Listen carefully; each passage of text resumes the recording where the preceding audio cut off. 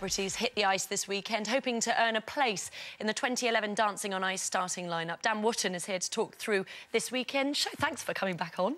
Lovely. You're stuck with me, I'm not afraid. stuck with Sorry, you. I'm Kirsty. glad. We had technical difficulties, which is why we couldn't speak to Craig and Chloe, but I'm happy you're here. Brilliant, and they'll of course both be taken to the ice on Sunday night. Now, in case very nervous they'll be completely, and in case people missed it at the weekend, basically Dance on Ice sort of doing a bit of a twist this year, and they're doing some preliminary rounds. So basically, 16 skaters have to compete to actually make the final 12. So that means that the second half, the second 8 contestants are competing for the first time on this Sunday show, and 2 of them will be eliminated. So the stakes are very high. So the people who we're seeing this Sunday, Denise Welch, obviously the loose woman. She's been in this seat on a Friday. She'll be absolutely brilliant, I think. She will be funny, won't she? Alan Rivas, we spoke about her earlier, going out with Peter Andre. Jennifer Metcalf, she's from Hollyoaks.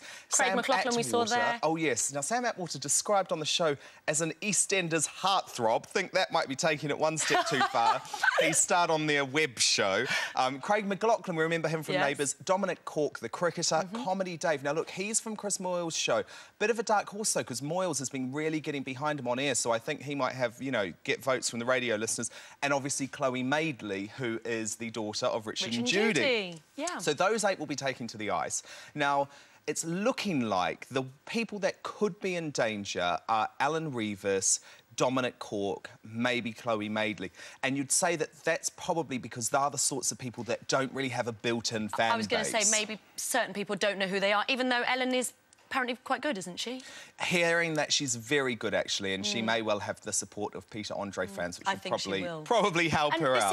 This new format, I mean, it's hard because they've worked so hard. They'll have worked before Christmas, over Christmas, and they might not get to that starting lineup. Well, I have to say, I felt absolutely devastated for Angela Rippon and Nadia Sawalha last week. Especially Angela. She was the oldest ever contestant on the show, and she was such a trier, and she was in here on Monday, and she really, really, really wanted it. Is it a surprise, then, that that Angela's gone?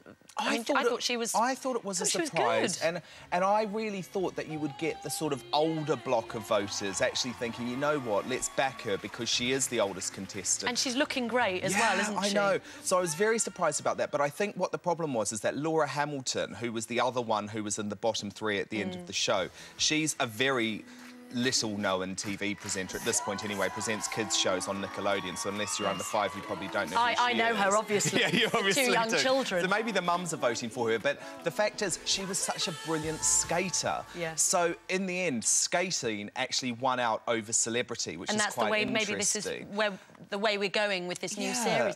OK, who are favourites, then? I mean, who do you think is going to be good this weekend, then? Oh, well, from the first round, I thought the favourites were Kerry Katona, Jeff Brazier and Vanilla Ice. They all took to the ice in style, and it was just incredible.